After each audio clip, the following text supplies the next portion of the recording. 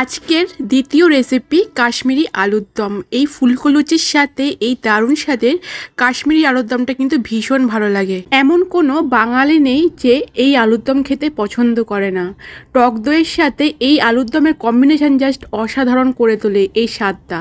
আর কিভাবে ঝটপট তোমরা একদম অনুষ্ঠান বাড়ির মতো কাশ্মীরি আলুর দম বানাতে পারবে সেই রেসিপি রইল আজকে তোমাদের জন্য স্পেশালি। চলুন শুরু করে দিই। প্রথমে এখানে আলু নিয়েছি এবং আলুর সাইজগুলো একটু বড় বড় রাখতে হবে এবং আলুর মধ্যে এইভাবে কাঁটা চামচ বা ছুরি দিয়ে একটুখানি ফুটো ফুটো করে দিলে তেল মশলা সমস্তটাই ঢোকে এবং আলুর স্বাদটা অনেক গুণ বাড়িয়ে তোলে। এরপর ওই আলুগুলোর মধ্যে লবণ, হলুদ গুঁড়ো আর লাল লঙ্কা গুঁড়ো দিয়ে ভালো করে মাখিয়ে নিচ্ছি। মাখানোর পর ভালো করে অয়েলে ফ্রাই করে নেব।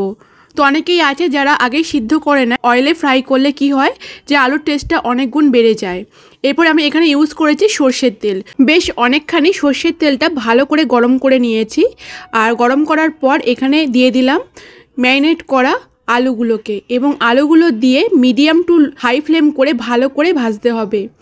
ভালো করে লাল লাল করে ভাজা হয়ে গেলে তুলে রাখলাম এবং বাকি যে আলুগুলো রয়েছে সেমভাবেই ভেজে নিয়েছি, সেমভাবে ভেজে তুলে নেব। সমস্ত আলুগুলো ভাজা হয়ে গেলে নেক্সট আমরা কি মশলা রেডি করছি সেটা দেখে নেব।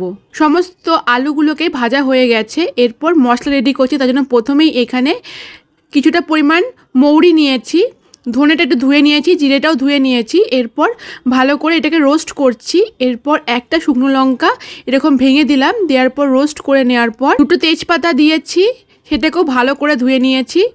এরপর গরম মশলা, গোটা গরম মশলা, প্রথমে এলাচ, লবঙ্গ, দারচিনি দিয়ে মশলাটা সুন্দর করে রোস্ট হয়ে গন্ধ বার হলে তুলে নিয়েছি।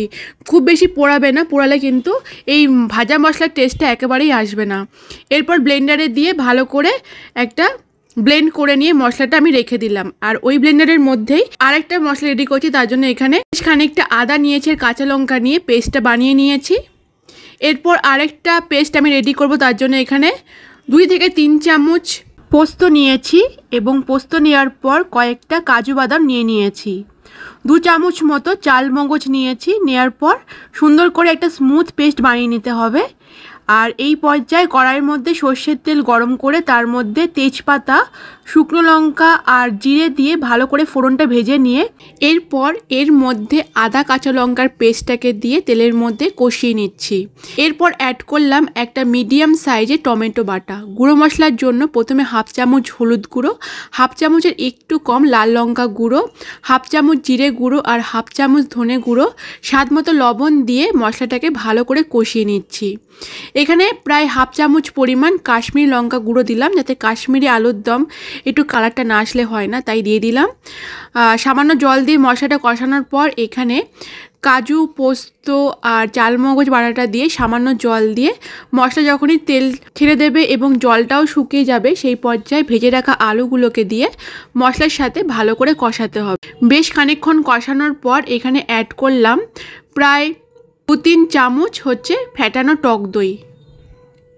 টক দই দেওয়ার পর কিছুক্ষণ কষাতে হবে যাতে টক দইটা যাতে ভালো করে কষে যায়। এবং এরপর অ্যাড করলাম ভাজা মশলা প্রায় 1 চামচ পরিমাণ। দেওয়ার পর সমস্ত মশলার সাথে আলুটা বেশ খানিকক্ষণ কষাতে হবে। কষানোর পর এখানে গরম জল অ্যাড করলাম প্রায় 1 গ্লাস পরিমাণ এবং দেওয়ার পর সুন্দর করে নাড়িয়ে চাড়িয়ে নিচ্ছি। যেহেতু আলুটা এখনও সিদ্ধ করতে হবে তাই জলের পরিমাণটা একটু বেশি রাখতে হবে। দেখতেই পাচ্ছ ঝোলটা ফুটে আসছে। এই পর্যায়ে ঢেকে রাখলাম মিডিয়াম টু লো ফ্লেম করে 5-7 মিনিট এবং রাখার পর দেখতেই পাচ্ছ আলুগুলো কিন্তু অনেকটাই সিদ্ধ হয়ে গিয়েছে এবং ঝোলটাও অনেকটাই কমে গিয়েছে। তো দেখতেই পাচ্ছ আলুটা কিন্তু প্রায় সিদ্ধ হয়ে গিয়েছে। যেহেতু ঝোলটা কমে গেছে তাই এই পর্যায়ে আরেকটু গরম জল অ্যাড করে দিলাম এবং নাড়িয়ে চাড়িয়ে নিলাম। এর মধ্যে 1 চামচ গুঁড়ো গরম মশলা দিলাম, স্বাদ মতো মিষ্টি দিলাম যাতে তরকারির টেস্টটা আরও অনেক গুণ বেড়ে যায় এবং ভালো করে মিশিয়ে দিয়ে আবারও আমি ভাজা মশলা প্রায় 1/2 চামচ এবং ঘি প্রায় 2 চামচ অ্যাড করে সুন্দর করে নাড়িয়ে চাড়িয়ে ঢেকে রাখবো। 5 মিনিট মতো একদম লো ফ্লেমে রাখবে এবং তারপর ঢেকে অন্তত 10 মিনিট রাখবে, তাহলেই কিন্তু সুন্দর করে আলুর দমটা রেডি হয়ে যাবে। এই কাশ্মীরি আলুর দম বা উত্তর ভারতে এই আলুর দমটা কিন্তু ভীষণ পপুলার। তবে আজকে আমরা নিরামিষ বানিয়েছি, তোমরা এটা আমিষও খেতে পারো। লুচি, রুটি, পরোটা বা ফ্রাইড রাইস, পোলাওর সাথে কিন্তু দারুণ যায়। আর তোমরা অবশ্যই দেখেছো আমার এই সিরিজ ছোলার ডালের রেসিপি, সেটাও কিন্তু দুর্দান্ত। যারা দেখোনি অবশ্যই দেখে নাও, হিং ফোড়নের ছোলার ডাল। এই থালির প্রত্যেকটা রেসিপি নিয়ে আমি পরপর আসছি। আর এই আলুর দমের রেসিপিটা তোমাদের কেমন লেগেছে জানিও। ভালো লাগলে লাইক শেয়ার ফলো এবং সাবস্ক্রাইব করে দেখা হবে আবার নেক্সট ভিডিওতে।